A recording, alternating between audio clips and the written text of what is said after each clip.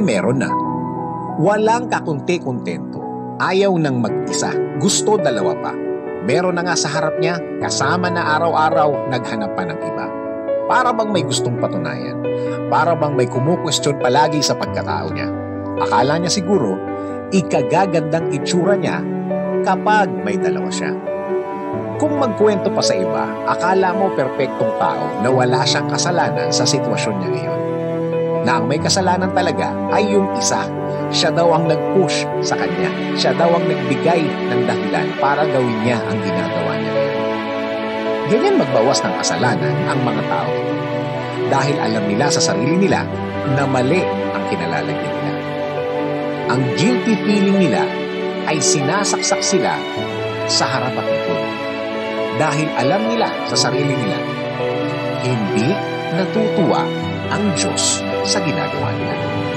Ewan ko kung nagdarasal ang mga tao.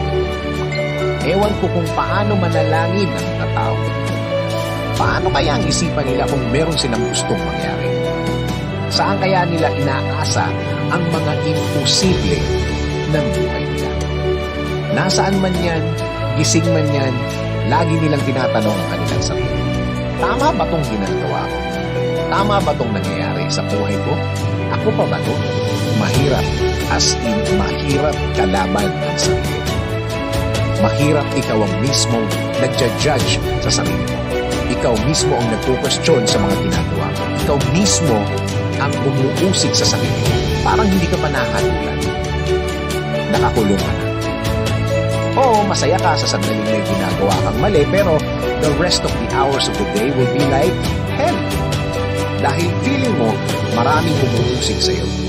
Kahit ang mga taong akala mo nabilib sa'yo, ginajudge ka pa rin nila habang nakatalikod ka. Maniwala ka. Pwede pa ba? Pwede pa bang baguhin ang sitwasyon mong parang ang dilim-dilim? Mundo mong parang ang lahat ng nakikilala mo at mga kakilala mo ay parang judge na hinahatulang ka? Oo naman. Pwede naman. Humingi ng tawad. Umpisahan mo sa Diyos. Pangalawa sa nasaktan mo. Pati ang mga nadamay sa ginawa mo. Kung ang mga taong nasaktan mo ay di ka pinatawad agad, patunayan mong nagbago ka na sa pamamagitan ng pagbago sa buhay mo. Kaya pa yan. Kaya mo yan. Sabi nga sa Hebrews 13:4, give honor to marriage and remain faithful to one another in marriage. God will surely judge people who are immoral and those who commit adultery.